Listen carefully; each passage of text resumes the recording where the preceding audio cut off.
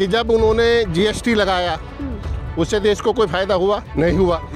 देश की जनता की जीडीपी आपने गिरा दी। आज लोगों के जेब में पैसे नहीं है तौर पर जनता के मुद्दे उठा रहे हैं। मोदी जी आज तक जीरो साबित हुए, जीरो साबित हुए। बिल्कुल जीरो साबित हुए। 11 साल वर्सेस 1 साल। मैं जी इनको 0 नंबर दूंगा। मैं किसी भी क्षेत्र में इन्होंने कोई भी अच्छा काम नहीं किया है। अभी इन्होंने सिंदूर ऑपरेशन तो चलाया, लेकिन क्या उसके सिंदूर का बदला लिया? मोदी की अगर जो 11 साल की तुलना इस 1 साल में करें ना, तो वो राहुल गांधी से बिल्कुल जीरो है।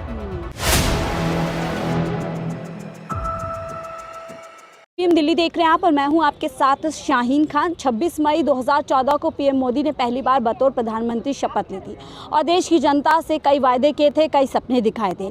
वहीं राहुल गांधी को इस देश में बतौर नेता प्रतिपक्ष 1 साल बने हुए हो गए। ऐसे में सवाल बनता है कि राहुल गांधी वर्सेस पीएम मोदी को लोग कैसे देख रहे हैं? क्या पीएम मोदी ने जिन वादों को देश की जनता से किया था उनको पूरा किया, या उसके विपरीत लगातार जनता को परेशान किया? सामने 7 लोग जुड़ चुके हैं, इन्हीं लोगों से चर्चा करेंगे। सर, इस तरफ आ जाइए। कैसे आप देख रहे हैं? पीएम मोदी को 11 साल हो गए, तो वहीं राहुल गांधी को लगभग 1 साल नेता प्रतिपक्ष बने हो गए। देखिए, राहुल गांधी अब देश के मुद्दों पर सवाल करते हैं और मोदी जी को वो पसंद नहीं है।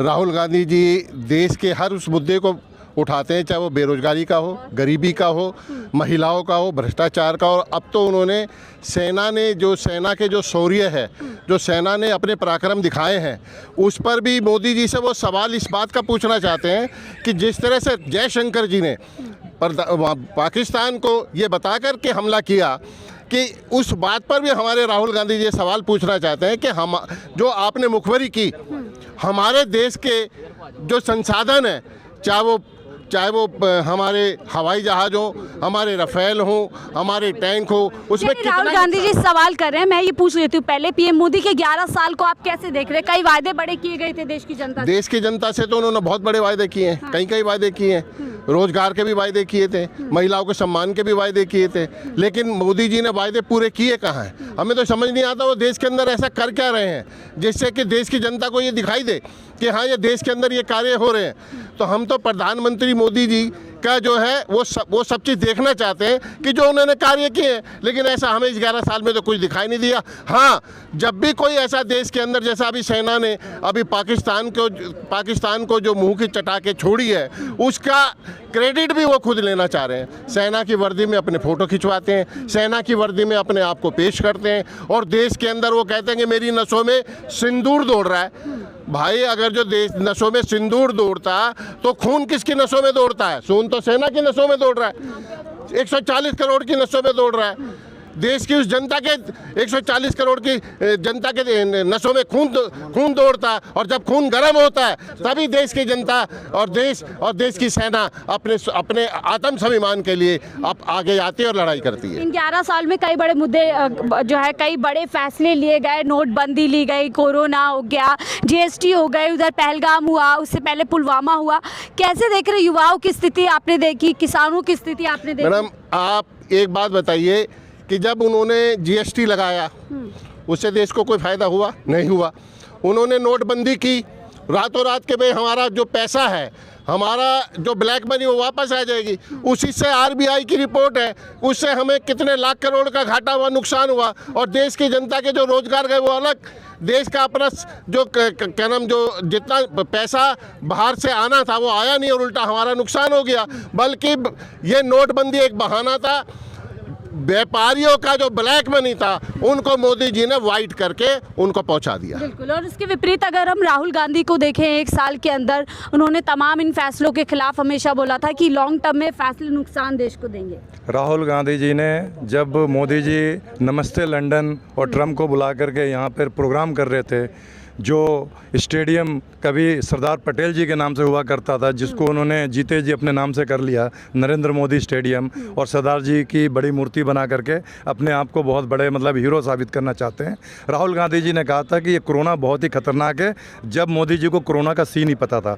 कोरोना सीधा चल के भारत में नहीं आया, कोरोना जो है यूरोप से होता हुआ, मिडिल ईस्ट से होता हुआ भारत में आया। इतना टाइम हमारे पास था कि हम कोविड को और अपने लोगों को बचा सकते थे, लेकिन मोदी जी ने बाहर के लोगों को यहाँ आने दिया। कोई जांच नहीं की, एयरपोर्ट पे लोग खुल्ला आ रहे थे। उसकी वजह से इस देश को आर्थिक तंगी से मजबूर होना पड़ा। हमारे देश के लोग यहाँ से परेशान हो करके एक राज्य से दूसरे राज्य फिरते रहे। मोदी जी के पास कोई विजन नहीं था।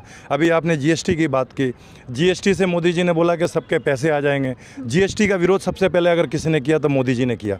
जीएसटी का विरोध करने वाले मोदी जी थे, कहते थे कि फॉरेन डायरेक्ट इन्वेस्टमेंट FDI का विरोध मोदी जी करते थे। आए तो उन्होंने 51% कर दिया। अगर मैं तुलना करूं राहुल गांधी वर्सेस पीएम मोदी, तो आप कहां पर राहुल गांधी को देखते हैं, कहां पीएम मोदी को? राहुल गांधी जी पढ़े लिखे कैम्ब्रिज से पढ़ के आए हैं, उनको अर्थशास्त्र का ज्ञान है, उनको देश कैसे चलाते हैं उनको पता है।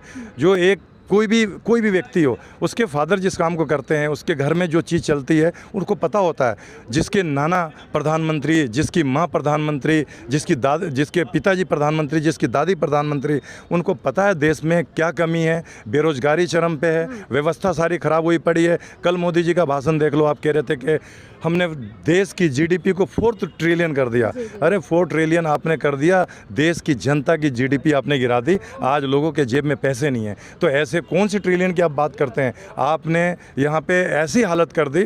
GST आपने रबड़ पे, पेंसिल पे, कॉपी पे, किताब पे, दूध पे, छाछ पे, दही पे, घी पे, जो गरीब आदमी को मारने का आपने काम किया।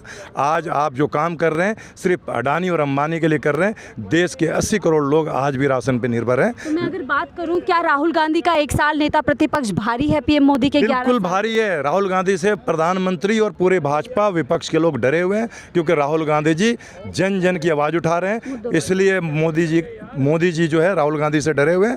राहुल गांधी जी को जननायक इसलिए कहा जाता है क्योंकि कश्मीर से लेकर कन्याकुमारी तक अगर भारत के इतिहास में अगर गांधी जी के बाद अगर कोई पैदल चल करके इतना बड़ा इतिहास रचा और जनता से जुड़ने का काम किया तो जननायक राहुल गांधी जी थे, जिन्होंने जनता की आवाज़ जन जन तक पहुंचाने के लिए इतनी बड़ी यात्रा की और इतना बड़ा आंदोलन किया। किसानों के लिए अगर मोदी जी ने जो वादे किए थे अभी तक पूरे नहीं किए। किसानों का आंदोलन भी अगर हो रहा था तो राहुल जी किसानों के लिए आवाज़ उठा रहे थे। बाकी जब भी कोई भी परेशानी आई है तो राहुल गांधी जी, चाहे सेना के पराक्रम की बात हो और लोगों से मिलने की बात हो, जो लोग शहीद हुए, शहादत हुआ, उन बहनों के पास अगर कोई जाकर के मिलने काम किया तो राहुल गांधी जी ने काम किया। मोदी जी तो प्रतिपक्ष के नेता के तहत, जैसे राहुल जी गए वो प्रधानमंत्री थे, वो भी एक बार जाते, लेकिन जब क्या राहुल गांधी पीएम मोदी का एक दायित्व होता है जो, या पीएम का दायित्व होता है, उसको निभा रहे हैं? बिल्कुल भी नहीं निभा रहे। अगर प्रधानमंत्री जी पीएम का दायित्व उठा रहे होते तो शायद विपक्ष के लोग उनके राहुल गांधी क्या उस तरीके से काम कर बिल्कुल राहुल गांधी लोगों के बीच में जाते, लोगों के मुद्दे उठाते हैं। राहुल गांधी जी लोगों के मुद्दे उठा तो रहे हैं, गरीबी, बेरोजगारी, लोगों के बेरोजगारों से जाके मिल रहे हैं, क्षेत्रों में जाके मिल रहे हैं। और कांग्रेस पार्टी ऐसी पार्टी है जिसने जो वादा किया उस वादे को निभाने का अगर किसी ने काम किया है तो कांग्रेस पार्टी ने किया है। अभी नई दिल्ली में सरकार बनी है, मोदी जी ने खूब चिल्ला के बोला था कि बहनों को ये मोदी की गारंटी है 2500 रुपये आएंगे आपके। मैं चैनल से, क्योंकि आपका चैनल मैं बहुत देखता हूँ, मैंने सब्सक्राइब भी किया हुआ, मैं आपको पूछना चाहता हूँ मोदी जी से कि वो 2500 रुपये कहाँ गए?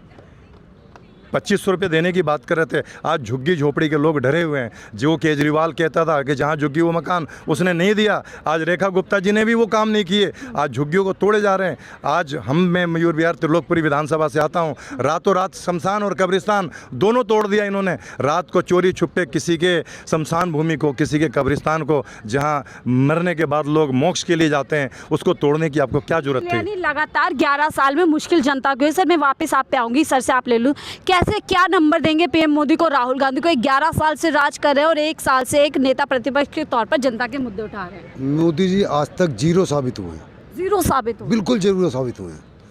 उन्होंने सिर्फ एक काम बहुत बढ़िया किया।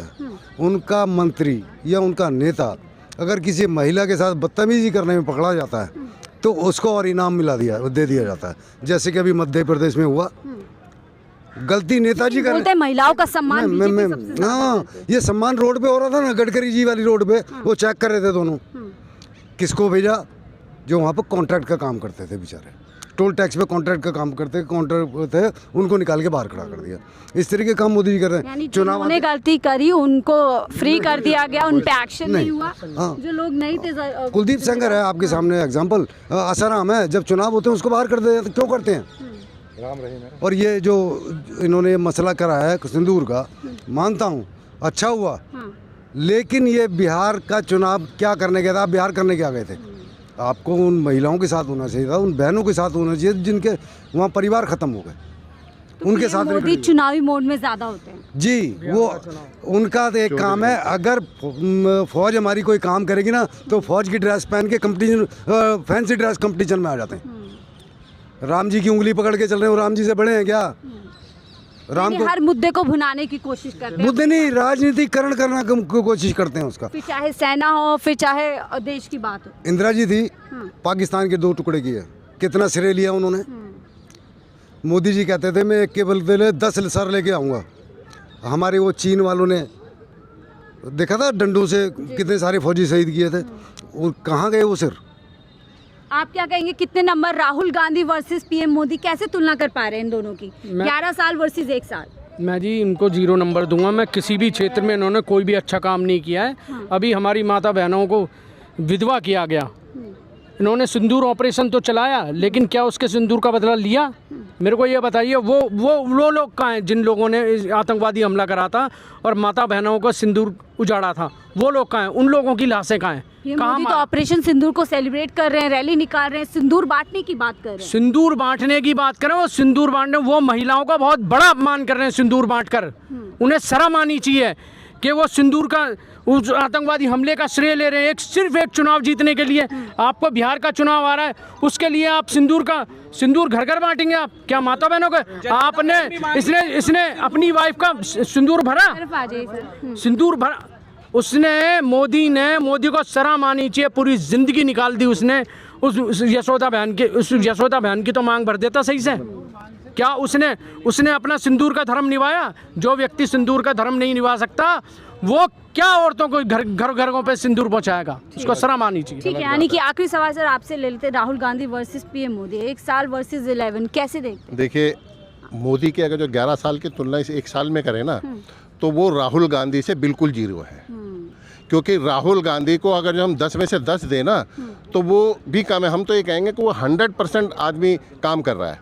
वो हर उस ज़िले में जा रहा है, हर उस घर में जा रहा है, चाहे वो क्या नाम गरीब महिला हो, चाहे झुग्गी हो, उनके साथ बैठते हैं, बात करते हैं, खाना खाते हैं, चाय पीते हैं। चाहे वो मैकेनिक हो, चाहे बढ़ई हो, चाहे मोची हो, चाहे नाई हो, वो ऐसे हर धर्म के, हर मजहब के लोगों के बीच में जा रहे हैं। और हर उस काम को जो एक मोदी को करना चाहिए, वो राहुल गांधी यानी जन नेता के तौर पर पूरी तरीके से करते हैं। और राहुल गांधी एक पढ़े लिखे हैं, और यही तो कहावत है, बस छोटी सी बात मैं भी कहूँगा लास्ट में, कि पढ़े लिखे में और अनपढ़ में यही फ़र्क होता है। बहुत बहुत शुक्रिया हमसे जुड़ने के लिए। हम राहुल गांधी वर्सेस पीएम मोदी के सालों की तुलना कर रहे थे, उनके कामकाज को लेकर के तुलना कर रहे थे। आप लोगों ने इन लोगों की राय सुनी, आपकी क्या राय? जरूर साझा कीजिएगा। देखते रहिए 4 PM दिल्ली।